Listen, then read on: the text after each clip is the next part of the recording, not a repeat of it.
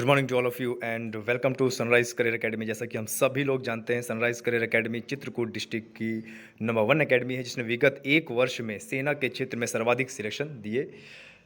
और मेरा नाम है सिद्धांत।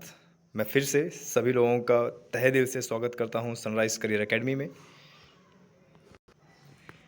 कैप्टन एस कुमार सर, जिनके नेतृत्व में सनराइज करियर एकेडमी में डिफेंस कोर्स चलाया जाता है। कैप्टन एस कुमार सर ने इंडियन आर्मी में 30 साल की बेहतरीन सर्विस दी है और कैप्टन एस कुमार सर के नेतृत्व में Indian army, UP police SI, CRPF, SSC GD, BSF, ACISF, ITBP का physical plus pre medical plus written होता है।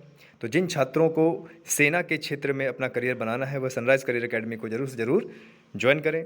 और सनराइज करियर एकेडमी में दूर दराज के स्टूडेंट्स के लिए हॉस्टल की सुविधा, मेस की सुविधा, कंप्यूटर लैब, लाइब्रेरी की सुविधा उपलब्ध है। तो बढ़ते हैं आगे। आज का जो हमारा वीडियो है वो करंट अफेयर्स को लेकर है। इससे पहले हम 200 करंट अफेयर कवर कर चुके हैं। आज हम और 100 करंट अफेयर कवर करेंगे जो एग्ज़ाम को लेकर बहुत ज़्यादा इम्पॉर्टेंट होंगे। तो चलिए आगे बढ़ते हैं। आगे बढ़ने से पहले थोड़ा सा एक झलक देखते हैं सनराइज करियर एकेडमी की सुविधाओं पर। सेना के क्षेत्र में सर्वाधिक चयन देने वाली चित्रकूट की नंबर 1 संस्था। इंडियन आर्मी के तमाम कोर्स जैसे Indian army GD, Indian army nursing, Indian army clerk, Indian army technical, Indian army trade के साथ साथ फिजिकल, मेडिकल और रिटर्न की भी सुविधा उपलब्ध है। कैप्टन एस कुमार सर के नेतृत्व में तमाम कोर्स चलाए जाते हैं। अन्य कोर्सेज जैसे railway, NTPC, RRB, group D, RPF, RPSF, ITI trades, ticket collector, commercial clerk, RRB ASM की संपूर्ण तैयारी सनराइज करियर एकेडमी के माध्यम से होती है। आगे बढ़ते हैं। एसएससी के तमाम कोर्सेज जैसे SSC CGL, CHSL, SSC CPO, SSC GD, SSC MTS, regular test, assignment on every topic, daily practice set और exam alert send by email और एसएमएस। तो ये तमाम कोर्स होते हैं सनराइज करियर एकेडमी के अंदर, जिसमें विगत वर्षों में कई सिलेक्शंस हुए हैं। टीचिंग जैसे कोर्सेज की बात करें तो बीएड संयुक्त प्रवेश परीक्षा का कोर्स, सीटेट का कोर्स, यूपी टेट का कोर्स और सुपर टेट की संपूर्ण तैयारी सनराइज करियर एकेडमी के माध्यम से कराई जाती है। चलिए आगे बढ़ते हैं। जैसा कि मैं बता चुका हूं, सनराइज करियर एकेडमी सेना के क्षेत्र में सर्वाधिक चयन देने वाली चित्रकूट जिले की नंबर 1 एकेडमी है। और अभी विगत 2019 और 20 के बैच में 9 सिलेक्शंस हुए हैं और 2020 और 21 में अभी फ़िलहाल दो सिलेक्शन और हुए हैं और ये जो सिलेक्शन है वो बढ़ते ही जा रहे हैं। तो सेना के क्षेत्र में अगर कोई भी छात्र अगर अपना करियर बनाना चाहता है तो वह सनराइज करियर एकेडमी को ज्वाइन करे। सनराइज करियर एकेडमी में एसएससी जीडी के तमाम कोर्स जैसे BSF, ITBP, CRPF, CISF, Assam rifle का संपूर्ण course captain S Kumar sir के नेतृत्व में फिजिकल प्लस प्री मेडिकल की सुविधा, हॉस्टल प्लस मेस की सुविधा, लाइब्रेरी प्लस कंप्यूटर लैब की सुविधा और विशेषज्ञों द्वारा अध्ययन करवाया जाता है। सबसे अच्छी बात यह है कि कमज़ोर छात्रों पर विशेष ध्यान दिया जाता है। तो जिन छात्रों को सनराइज करियर एकेडमी में एडमिशन लेना है वह इस नंबर पर फ़ोन करें और या फिर हमारा पता है ओम प्लाजा, ट्रैफिक चौराहा, करवी, चित्रकूट, उत्तर प्रदेश। चलिए तो बढ़ते हैं आगे। स्वच्छ सर्वेक्षण 2020 100 शहरी स्थानीय निकायों से कम की श्रेणी वाले राज्यों के शीर्ष स्थान प्राप्त किया झारखंड राज्य ने। स्वच्छ सर्वेक्षण 2020 में 100 शहरी स्थानीय निकायों से अधिक वाले राज्यों की श्रेणी में 7वां स्थान प्राप्त किया उत्तर प्रदेश ने। स्वच्छ सर्वेक्षण 2020 में गंगा नगरों 1 लाख से अधिक जनसंख्या में प्रथम एवं द्वितीय स्थान प्राप्त किया क्रमशः उत्तर प्रदेश के वाराणसी तथा कानपुर ने। आगे बढ़ते हैं। स्वच्छ सर्वेक्षण, ये क्वेश्चन हो गया है, देखते हैं। स्वच्छ सर्वेक्षण 2020 में गंगा नगरों 50,000 से 1 लाख की जनसंख्या में प्रथम एवं द्वितीय स्थान प्राप्त किया है क्रमशः उत्तर प्रदेश के कन्नौज जिला और बिजनौर जिले ने। ये हमारे यूपी जीके में आ सकता है। अगला बढ़ते हैं।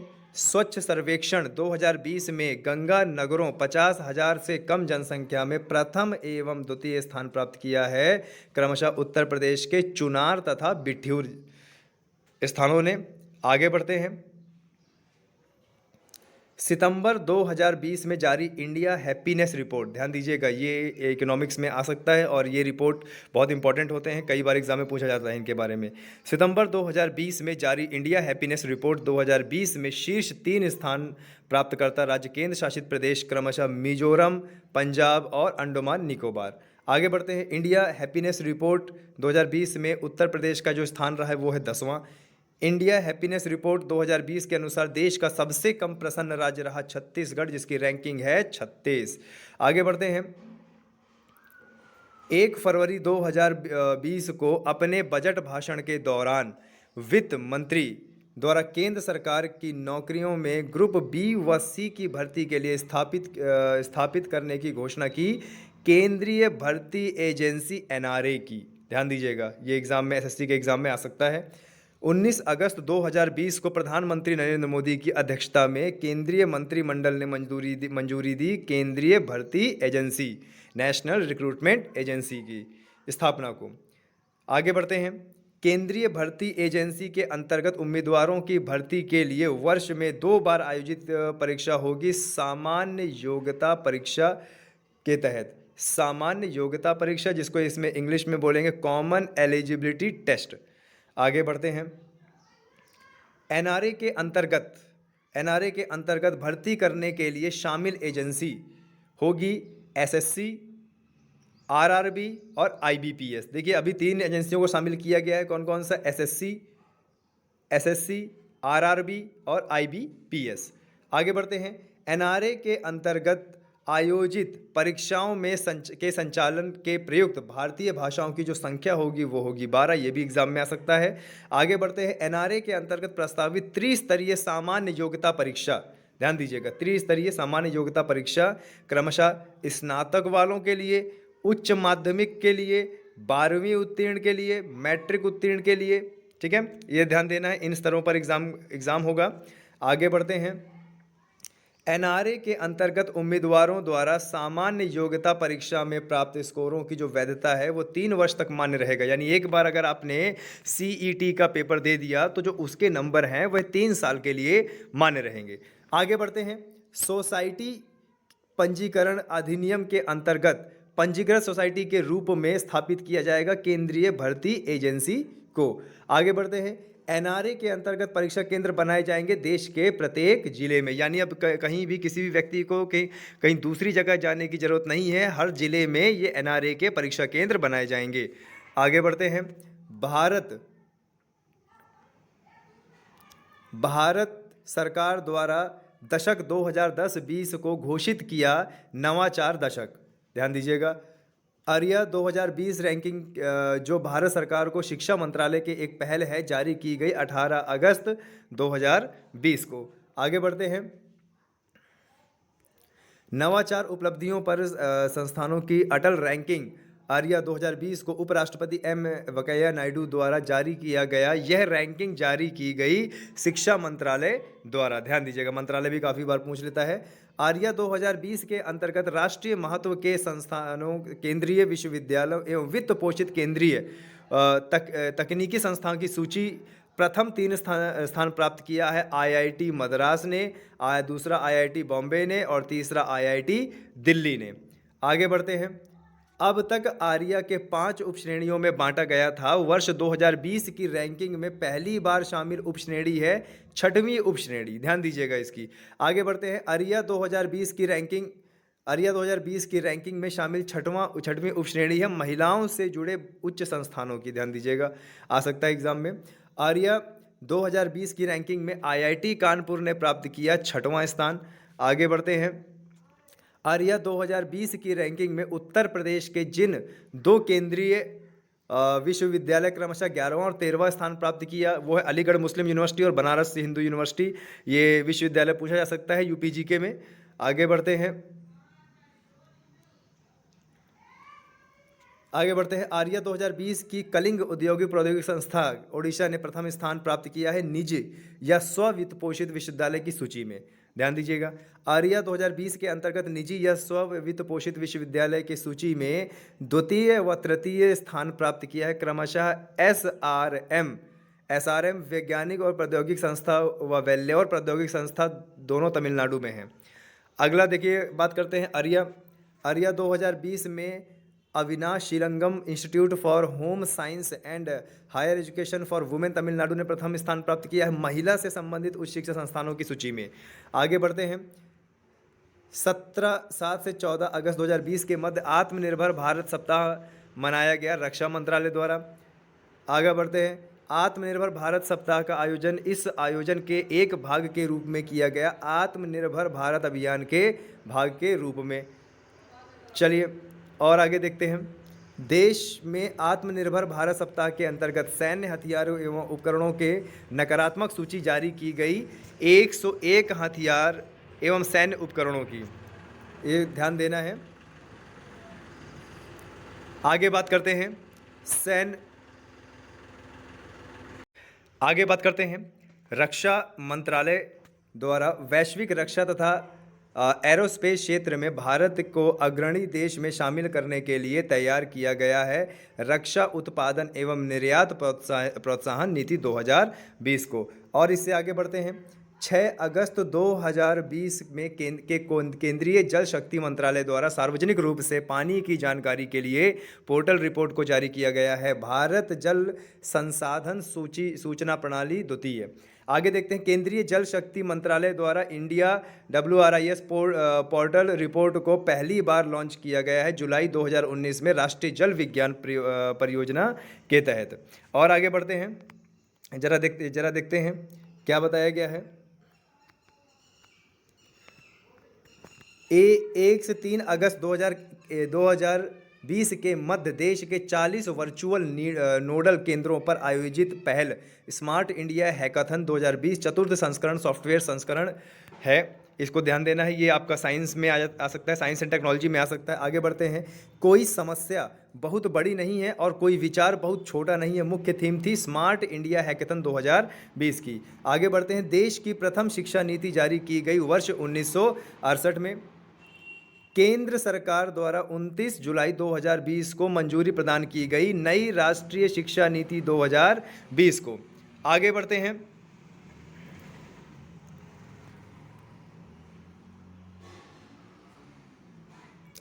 नई राष्ट्रीय शिक्षा नीति 2020 में 3 से 8 वर्ष के सभी बच्चों के लिए पाठ्यक्रम एवं शिक्षा शास्त्रीय आधार व्यवस्था है 5+3+3+4। नई राष्ट्रीय शिक्षा नीति 2020 में 5+3+3+4 का पर्याय है आधारभूत 5 वर्ष, प्रारंभिक 3 वर्ष, मध्य 3 वर्ष और माध्यमिक 4 वर्ष। आगे बढ़ते हैं। नई राष्ट्रीय शिक्षा नीति 2020 के अंतर्गत वर्ष 2030 तक इस स्तर तक 100% सकल नामांकन अनुपात GR प्राप्त किया है प्री स्कूल से माध्यमिक स्तर तक। आगे बात करते हैं। त्रिभाषा फार्मूला निजी एवं सरकारी दोनों तरह के शिक्षण संस्था पर लागू होगा नई राष्ट्रीय शिक्षा नीति 2020 में। ध्यान देना है इस बात को। अगला देखते हैं। नई राष्ट्रीय शिक्षा नीति 2020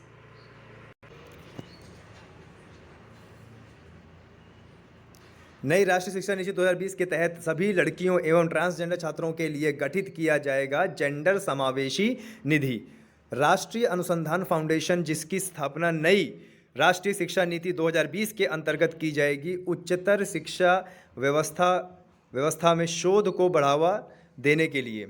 आगे बढ़ते हैं। नई राष्ट्रपति शिक्षा नीति 2020 में उच्चतर शिक्षा व्यावसायिक शिक्षा सहित में सकल नामांकन अनुपात को बढ़ाकर 50% तक करने का लक्ष्य निर्धारित किया वर्ष 2035 तक। और आगे बढ़ते हैं। राष्ट्रीय शिक्षा नीति 2020 के अनुसार वर्तमान में अनुसंधान एवं नवाचार पर भारत का निवेश GDP का इतना प्रतिशत रहेगा, कितना 0.69%।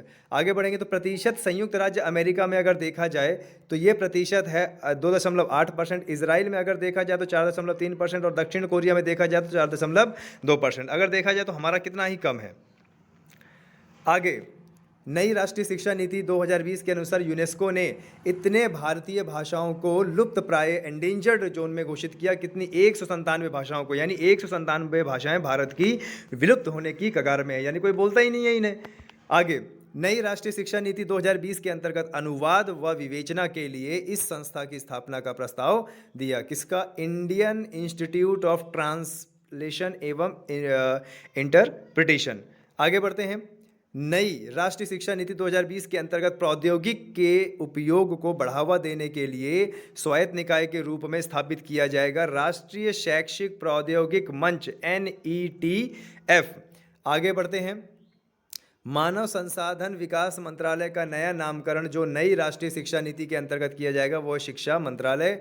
आगे बढ़ते हैं। 23 जुलाई 2020 को प्रधानमंत्री नरेंद्र मोदी द्वारा वीडियो कॉन्फ्रेंसिंग के माध्यम से आधारशिला रखी गई मणिपुर जल आपूर्ति योजना की। आगे बढ़ते हैं। वर्ष 2024 तक प्रत्येक ग्रामीण परिवार को चालू घरेलू नल कनेक्शन भारत सरकार के इस मंत्रालय द्वारा दिया जाएगा, केंद्रीय जल शक्ति मंत्रालय द्वारा। आगे बढ़ते हैं। मणिपुर जलापूर्ति परियोजना का वित्त पोषण किया जाएगा न्यू डेवलपमेंट बैंक द्वारा। आगे बढ़ते हैं। 26 जून 2020 को लखनऊ में मुख्यमंत्री योगी आदित्यनाथ की उपस्थिति में आत्मनिर्भर उत्तर प्रदेश रोजगार अभियान का शुभारंभ किया जाएगा प्रधानमंत्री नरेंद्र मोदी द्वारा। आगे बढ़ते हैं। कोविड-19 के दौरान उत्तर प्रदेश के प्रवासी मजदूरों के लिए रोजगार हेतु आरंभ की गई आत्मनिर्भर उत्तर प्रदेश रोजगार अभियान। आगे बढ़ते हैं। 20 जून 2020 को कोविड-19 महामारी के उत्पन्न विषम परिस्थितियों में प्रवासी मजदूरों का रोजगार उपलब्ध करवाने हेतु घोषित किया गया कार्यक्रम गरीबी कल्याण रोजगार अधिनियम या अभियान। आगे बढ़ते हैं। GKRA, इसी मिशन को क्या बोला गया? GKRA, गरीबी कल्याण रोजगार अभियान GKRA। GKRA का शुभारंभ प्रधानमंत्री नरेंद्र मोदी द्वारा इस संस्था से किया गया। तेलिहर ग्राम जिला खगड़िया बिहार से। GKRA जो कि 125 दिवसीय अभियान था संचालित किया गया 6 राज्यों के 116 जिलों में। GKRA में शामिल उत्तर प्रदेश के जिले की संख्या थी 31, 5 आकांक्षी जिले इसमें। आगे बढ़ेंगे। GKRA में सर्वाधिक 32 जिले शामिल किए जाने वाला प्रदेश है बिहार, 12 आकांक्षी जिले हैं इसमें। प्रधानमंत्री गरीब कल्याण योजना के तहत घोषित कुल राहत पैकेज 1.70 लाख। PMGKY योजनागत आच्छादित किया जाना था 80 करोड़ व्यक्ति या 2/3 आबादी को। आगे बढ़ते हैं। 11 जून 2020 को मानव संसाधन विकास मंत्रालय द्वारा जारी रैंकिंग NIRF इंडिया रैंकिंग 2020 की गई। NIRF यानी national institute ranking framework Indian ranking 2020 में समग्र ग्रुप में प्रथम स्थान प्राप्त किया है IIT मद्रास ने। NIRF इंडियन रैंकिंग 2020 में शीर्ष 10 में शामिल उत्तर प्रदेश स्थान है IIT कानपुर व बनारस हिंदू विश्वविद्यालय। आगे बढ़ते हैं। NIRF इंडिया रैंकिंग 2020 में विश्वविद्यालय श्रेणी में प्रथम स्थान प्राप्त किया भारतीय विज्ञान संस्था बेंगलुरु ने। NIRF इंडिया रैंकिंग 2020 में प्रबंधन श्रेणी में प्रथम स्थान प्राप्त किया IIM अहमदाबाद ने। चिकित्सा श्रेणी का वह संस्था जिसने NIRF इंडिया रैंकिंग 2020 में प्रथम स्थान प्राप्त किया एम्स नई दिल्ली ने। आगे बढ़ते हैं। NIRF इंडिया रैंकिंग 2020 में पहली बार इस नई श्रेणी को शामिल किया गया दंत चिकित्सा संस्थानों ने। ये नई श्रेणी है, इस बार शामिल किया गया NIRF की रैंकिंग में। आगे बढ़ते हैं। राज्य खाद्य सुरक्षा सूचकांक 2019-20 जारी किया गया 7 जून 2020 को। अब देख लेते हैं देश भर में कुछ आयोजन या कार्यक्रम स्थल। स्टार्टअप इंडिया प्रोग्राम पहल के उद्घाटन की 5वीं वर्षगांठ के उपलब्ध में 15-16 जनवरी 2021 के वर्चुअल माध्यम से आयोजन किया गया प्रारंभ स्टार्टअप इंडिया अंतर्राष्ट्रीय सम्मेलन का। आगे बढ़ते हैं। प्रारंभ स्टार्टअप इंडिया अंतर्राष्ट्रीय सम्मेलन का आयोजन किया गया उद्योग संवर्धन और आंतरिक व्यापार विभाग द्वारा। आगे बढ़ते हैं। 9 जनवरी 2021 को वर्चुअल प्रारूप में इस सम्मेलन का 16वां संस्करण आयोजित किया गया प्रवासी भारतीय दिवस कन्वेंशन को। 16वें प्रवासी भारतीय सम्मेलन 2021 का मुख्य विषय था आत्मनिर्भर भारत में योगदान। आगे बढ़ते हैं। 8 जनवरी 2021 को युवा प्रवासी भारतीय दिवस सम्मेलन का आयोजन किया गया, जिसका मुख्य विषय था भारत और भारतीय डायस्पोरा के युवा अचीवर्स को एक साथ जोड़ना। आगे बढ़ते हैं। दिसंबर 2020 से जनवरी 2021 तक ब्रह्मपुत्र बोर्ड द्वारा ब्रह्मपुत्र आमंत्रण अभियान 2 राज्यों में आयोजित किया गया, अरुणाचल प्रदेश और असम में। और बता दें, अरुणाचल प्रदेश से ही ब्रह्मपुत्र नदी चाइना से घुसती है और असम होते हुए बांग्लादेश में जाकर बंगाल की खाड़ी में विलीन हो जाती है। आगे बढ़ें। 26 दिसंबर 2020 को इंडिया फाउंडेशन द्वारा आयोजित तीसरा अटल बिहारी वाजपेयी स्मृति व्याख्यान दिया गया उपराष्ट्रपति एम वेंकैया नायडू द्वारा। तीसरे अटल बिहारी वाजपेयी स्मृति व्याख्यान का विषय है लोकतांत्रिक आम सहमति का निर्माण, वाजपेयी मार्गदर्शन। आगे बढ़ते हैं। इसको इंग्लिश में बोलेंगे। तीसरे अटल बिहारी वाजपेयी स्मृति व्याख्यान का विषय था लोकतांत्रिक आम सहमति का निर्माण, वाजपेयी मार्गदर्शन, जिसको इंग्लिश में बोलेंगे building democratic consensus the Vajpayee way. आगे बढ़ते हैं। 22 दिसंबर 2020 को प्रधानमंत्री नरेंद्र मोदी ने इस विश्वविद्यालय के शताब्दी समारोह को संबोधित किया। अलीगढ़ मुस्लिम विश्वविद्यालय को अलीगढ़ मुस्लिम विश्वविद्यालय की स्थापना की गई थी वर्ष 1920 सर सैयद अहमद खां द्वारा। सर सैयद अहमद खां द्वारा 1887 में इसकी स्थापना की गई थी और उसका इस समय नाम जो था वो था मोहम्मडन एंग्लो ओरिएंटल कॉलेज, और बाद में इसका नाम कर दिया गया अलीगढ़ मुस्लिम विश्वविद्यालय। आगे प्रधानमंत्री नरेंद्र मोदी ने 24 दिसंबर 2020 को इस विश्वविद्यालय में शताब्दी समारोह को वर्चुअल माध्यम से संबोधित किया। विश्व भारती विश्वविद्यालय स्थित है पश्चिम बंगाल के शांति निकेतन में। भारतीय विश्वविद्यालय की स्थापना की थी गुरुदेव रविंद्रनाथ टैगोर वर्ष 1921 में। विश्व भारती विश्वविद्यालय को केंद्रीय विश्वविद्यालय और राष्ट्रीय महत्व के संस्था का दर्जा मिला वर्ष 1951 में, यानी देश आज़ाद होने के बाद ही, जब संविधान लागू हुआ उसके बाद ही। भूतपूर्व प्रधानमंत्री चौधरी चरण सिंह की जयंती के उपलक्ष्य में प्रतिवर्ष राष्ट्रीय किसान दिवस मनाया जाता है 23 दिसंबर को। इम्पॉर्टेंट है। 26 नवंबर 2020 को प्रधानमंत्री नरेंद्र मोदी द्वारा वीडियो कॉन्फ्रेंसिंग माध्यम से उद्घाटन किया गया तीसरी वैश्विक नवीकरणीय ऊर्जा निवेश बैठक एवं प्रदर्शनी री इन्वेस्ट 2020 का। और 26 नवंबर को ही मैं बता दूं, 26 नवंबर को संविधान दिवस भी मनाया जाता है, क्योंकि 26 नवंबर 1949 को हमारा संविधान बनकर तैयार हो गया था और आंशिक रूप से देश में लागू हो गया था। आगे बढ़ते हैं। री इन्वेस्ट 2020 का केंद्रीय विषय है टिकाऊ ऊर्जा परिवर्तन के लिए नवाचार। आगे बढ़ते हैं।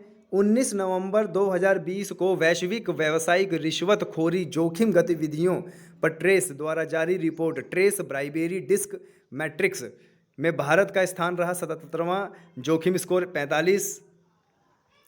11 से 22 नवंबर 2020 के मध्य दिल्ली हाट पीतमपुरा में आयोजित कार्यक्रम हुनर हाट किया गया। हुनर हाट कार्यक्रम का आयोजन है अल्पसंख्यक कार्य मंत्रालय द्वारा किया जाता है। ये हुनर हाट कार्यक्रम की थीम थी वोकल फॉर लोकल। आगे देखते हैं। 15 नवंबर 2019 को रक्षा मंत्री राजनाथ सिंह द्वारा सिसेरी नदी पुल का उद्घाटन किया गया। यह नदी पुल स्थित है अरुणाचल प्रदेश में। ये पूछा जा सकता है ज्योग्राफी में। सिसेरी नदी पुल अरुणाचल प्रदेश की दिबांग घाटी को जोड़ेगा असम के सियांग जिले से। ध्यान देना, असम के सियांग जिले से सिसेरी नदी पुल जोड़ेगा अरुणाचल प्रदेश की दिबांग घाटी को। आगे बढ़ते हैं। सिसेरी नदी पुल का निर्माण सीमा सड़क संगठन यानी BRO बॉर्डर रोड ऑर्गेनाइजेशन द्वारा इस परियोजना के अंतर्गत किया जाएगा, ब्रह्मांक परियोजना के अंतर्गत। प्रधानमंत्री नरेंद्र मोदी ने 5 नवंबर 2020 को वर्चुअल माध्यम से अध्यक्षता की। किसकी? Virtual global investor round table conference VGIRC की। आगे बढ़ते हैं। 5 नवंबर 2020 को ऑस्ट्रेलिया के वेस्टर्न सिडनी यूनिवर्सिटी के सहयोग से अखिल भारतीय आयुर्वेद संस्था द्वारा आयोजित सेमिनार का विषय था मानसिक स्वास्थ्य के लिए योग और आयुर्वेदिक औषधि। 30 अक्टूबर 2020 को प्रधानमंत्री नरेंद्र मोदी द्वारा बाल पोषण पार्क का उद्घाटन किया गया केवड़िया, गुजरात में। आगे बढ़ते हैं। राष्ट्रीय एकता दिवस 31 अक्टूबर 2020 के अवसर पर प्रधानमंत्री द्वारा समुद्री विमान सी प्लेन सेवा का उद्घाटन किया गया। Statue of unity Kevadia Narmada जिला तथा साबरमती रिवर फ्रंट अहमदाबाद के बीच में। साबरमती रिवर फ्रंट एवं स्टैच्यू ऑफ यूनिटी के मध्य सी प्लेन सेवा संचालित की जाएगी स्पाइस जेट एयरलाइंस द्वारा।